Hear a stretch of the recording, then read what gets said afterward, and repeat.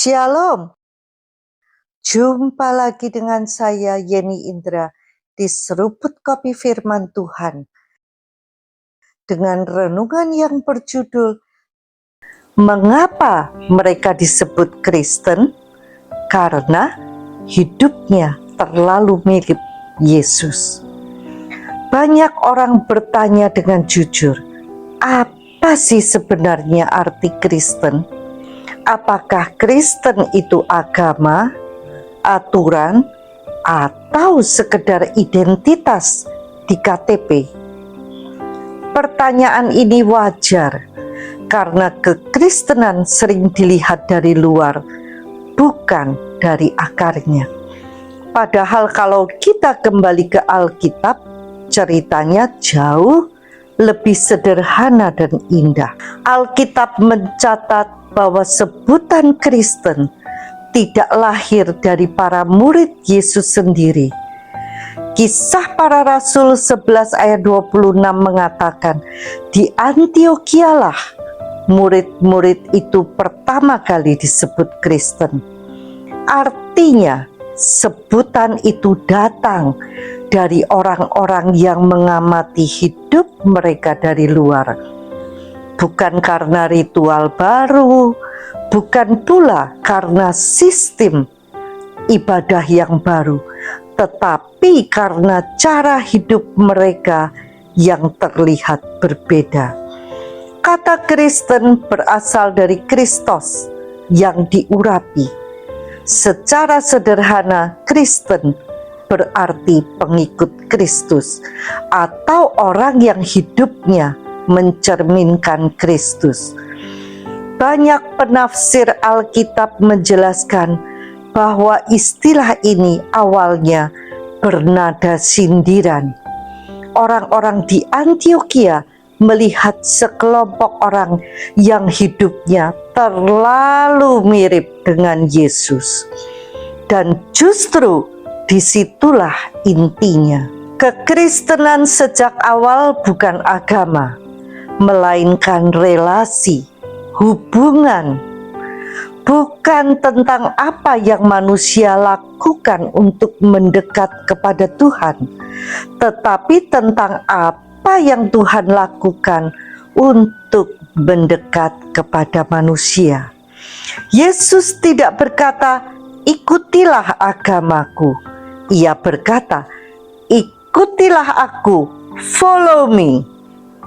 Undangan Yesus selalu bersifat personal, dekat, relasional. Rasul Paulus menuliskannya dengan sangat indah dalam Kolose 2 ayat 6 dari Amplified Classic. Karena itu, sebagaimana kamu telah menerima Kristus Yesus sebagai Tuhan, hiduplah dan aturlah seluruh tingkah lakumu dalam kesatuan dengan Dia dan sesuai dengan Dia. Perhatikan kalimat itu. Kekristenan tidak berhenti di titik menerima.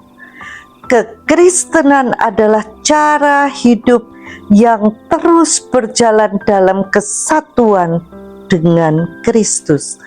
Maka ukuran kekristenan bukan seberapa banyak kita tahu ayat, seberapa rajin kita ke gereja, atau seberapa aktif kita dalam pelayanan.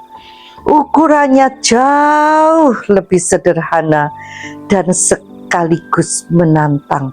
Seberapa miripkah kita dengan Yesus? Apakah cara kita mengasihi semakin menyerupai kasih-Nya? Apakah cara kita mengampuni mulai mencerminkan pengampunannya? Apakah respon kita terhadap orang yang menyakiti kita makin lembut, makin jujur, makin penuh kasih? Orang Kristen sejati bukan orang yang tidak pernah salah, tetapi orang yang hidupnya terus diarahkan untuk menyerupai Kristus. Yesus mengasihi tanpa syarat. Yesus mengampuni tanpa menunggu orang layak. Yesus merangkul orang berdosa tanpa mengompromikan kebenaran. Inilah kekristenan dalam bentuk paling murninya. Andrew Wommack dan banyak pengajar Alkitab menegaskan bahwa ketika kekristenan direduksi menjadi aturan dan kewajiban, maka kehidupan rohaninya mengering. Yang tersisa hanya bentuk luar tanpa kuasa, perubahan dari dalam. Kekristenan adalah perubahan dari dalam. Kekristenan bukan tentang tampil rohani, tetapi tentang Kristus yang hidup di dalam kita.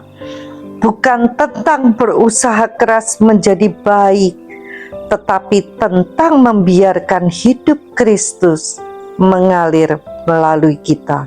Itulah sebabnya orang-orang di Antiokhia tidak berkata mereka punya agama baru. Mereka berkata mereka seperti Kristus. Dan sampai hari ini seharusnya itulah kesan yang sama.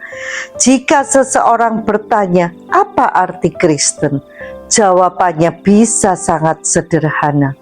Kristen adalah orang yang hidupnya sedang belajar berjalan bersama Yesus hari demi hari.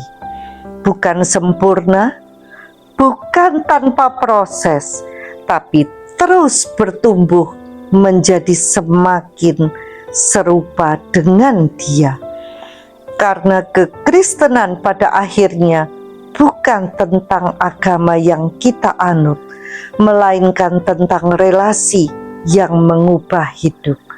Pertanyaannya, seberapa miripkah kita dengan Yesus saat ini? Yuk kita kembangkan supaya semakin menyerupai Dia. Sampai jumpa di episode berikutnya bersama Yeni Indra di Seruput Kopi Firman Tuhan. Tuhan Yesus memberkati.